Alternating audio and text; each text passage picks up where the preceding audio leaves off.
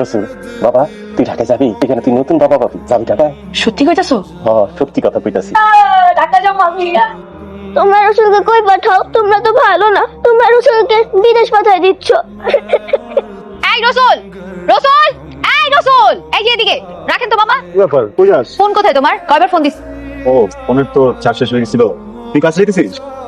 যাইতেছিলাম। ফুপি কল দিছে, বললো তাড়াতাড়ি বাসায় যেতে। কিছু হয়েছে বাসায়? তোর কখন ফোন দিছিস? আধা ঘন্টা আগে ফুপি ফোন দিছে। তুই কি বাসা থেকে যেতেছিস? আমার নেই। তো রিক্সা থামাইছে কেন? আসো।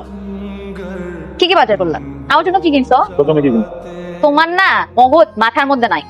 আয়শা, মুনমুনরে দেখতে আসবে। তোর ফুপা সকালবেলা হঠাৎ করে বললো ওনার বন্ধু মেয়েরে দেখতে আসবে। তাই নাকি? তুমি রসুলকে বলো নাই? ওর সাথে তো সকালেই দেখা হইলো। ওরা জিজ্ঞেস করলাম, ও কিছুই জানে না।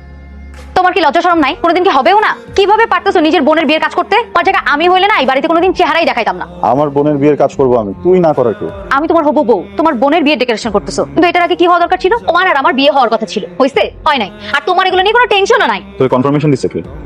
পরিবার পরিকল্পনা মন্ত্রণালয় থেকে কনফার্মেশন নিয়ে এসেছিস যে আমি তোকে বিয়ে করবো? সত্যি করে বলো তো, আমার দিকে তাকাই বলো, তুমি আমাকে ভালোবাসো না? বাসি, ছোটবেলা থেকে বাসি, অনেক